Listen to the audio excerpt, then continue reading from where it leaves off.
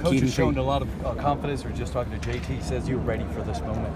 Clearly, there's no breaking in process. You go against Stanford right away. You feel like you're ready for this moment. Waiting for this since you were probably a little kid. Yeah, definitely. I mean, it's a dream you have as a little kid to play, and I got in a little bit on Saturday, and having this week of preparation is really beneficial to me. But I'm really excited to go on Saturday. Right. What was the mindset? Were you a bit surprised about how overwhelming was the situation? Opening game, you're at the Coliseum, it's a packed stadium. It's not nothing you really expect, but I mean, as a backup quarterback, you always have to be prepared, and it's really unfortunate what happened, but at the end of the day, you got to be the next man up and do your best. Now that you have a little bit of space in between now and then, how do you evaluate just what you looked like coming back out for that first half? Second half? I don't know. I could have done a lot of things better, I think. But at the end of the day, we got the win, and I think that's what's most important. But, I mean, going into this week, I just really pride myself on getting better and improving each and every day. Has it hit you any differently now that you've had a few days to process it and it's real?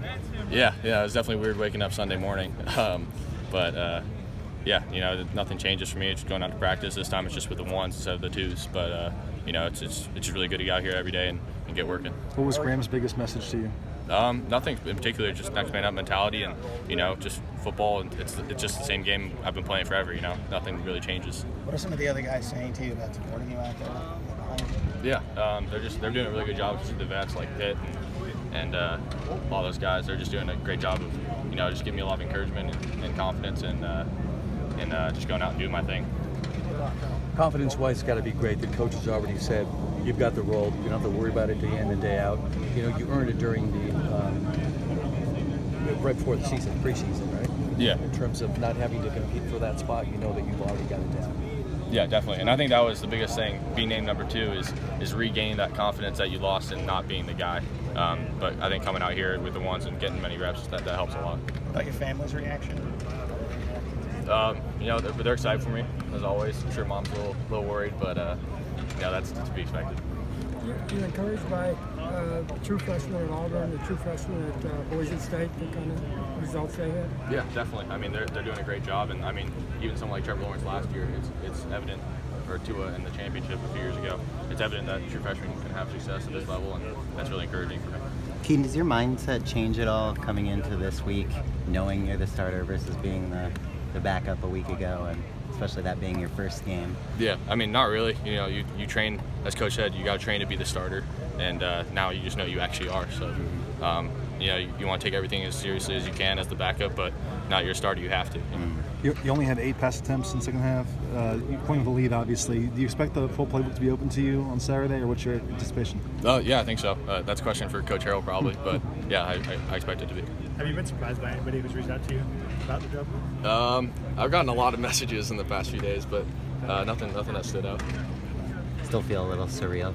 I mean, yes and no. Yeah. At the same time, it's just football, and it's the same kind of thing, same practice, same everything. It's just outside of football, it's a little bit bigger, but you gotta stay focused on what you're doing. This is one of the most glamorous positions in sport. Does it kind of sink in that, hey, my life is going to change now going forward when we start the whole season here?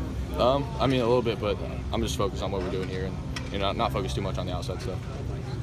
How much did you go back and watch that 41-yard completion?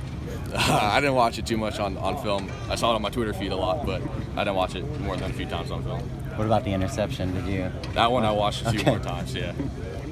Was it kind of a show of confidence in you, though, that Coach Harrell calls a play dialed up a deep pass? I mean, did that sort of feel like, hey, they trust me to throw it deep if I need to? Yeah, I mean, whatever Coach calls, but I mean, it's always fun to throw it deep, and and if Coach calls it for you, it's always a good time. Was it easier breaking the ice that way, coming in with not a lot of expectation, eyes not on either side? I think it was a good way to break it. Maybe. I mean, I don't know. I wasn't really thinking about it too much, just going out and playing.